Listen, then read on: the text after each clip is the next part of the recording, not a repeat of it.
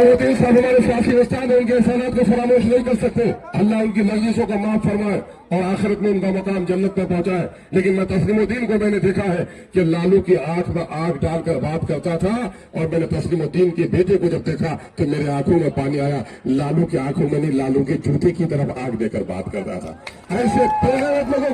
ऐसे बेगैरत लोगों को आपने सबक पढ़ाने का काम किया है। इनके लिए 100 बार मैं आपको मुबारकबाद पेश करता हूं। मैं उम्मीद करता हूं कि जनाब भाई मुर्शिद आलम साहब, यहाँ जोकी में बहुत सारा काम करना है। जुल्म ज्यादती की जो रवायत रही है, गरीबों को फटकारने का जो अंदाज रहा है, इन गरीबों ने आपको गले लगाया है, इनको आप गले से लगा कर रखेंगे। हम अपनी उन माओं और बहनों का भी शुक्रिया अदा करते हैं।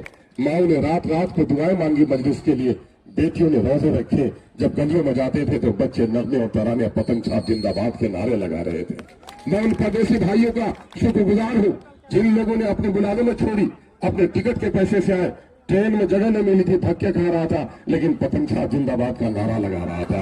ए मेरे परदेसी नौजवानों, तुम्हारे दर्द को अगर कोई समझता है तो मजलिस तुम्हारे दर्द को समझती है, तुम्हारी आवाज उठाती है।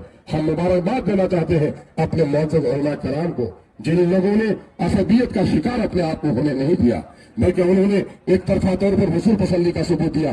दुनिया में वही जमात कामयाब हो सकती है जो अपने ईमान की इत्तबा करती है। मैं मस्जिद के ईमान की बात तो नहीं करता, लेकिन सियासत में यकीनन है कि इस वक्त इमामत का अहल अगर कोई है तो बैरिस्टर असदुद्दीन ओवैसी से आगे कोई नहीं है।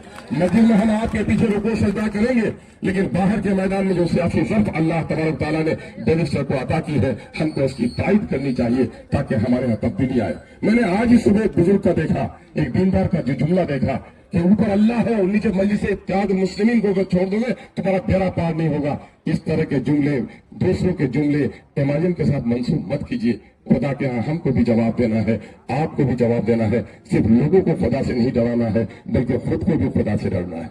आज लोग क्या करते हैं, दोस्तों के जुमले, किसी पागल और दीवाने के जुमले, उस जुमले को लाकर आप कह देंगे कि मजलिस ने कहा है।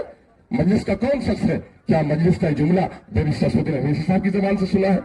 क्या अकबरुद्दीन अवैसी की जबान से सुना है? क्या जो दूसरे खादिमीन है पार्टी के अख्तर इमाम का जुमला हो सकता है? क्या मुर्शिद ने जुमला बोला है? क्या आदिल और वारिस ने जुमला बोला है? नहीं। तो दूसरे के जुमले को दोस्तों के यहाँ शामिल करके मासूम अवाम को कम अज कम गुमराह मत कीजिए।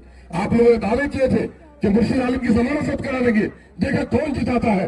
लोगों को इतना गुरूर और तकब्बुर में नहीं होना चाहिए। जो हमारी पार्टी से भागा था वो भी यही समझा था कि हमारे दिन हर दिन रह जाएंगे। जब ये लोग चले गए थे तो मुझे अखबार वालों ने पूछा था, मैं उस वक्त बड़ा मायूस था।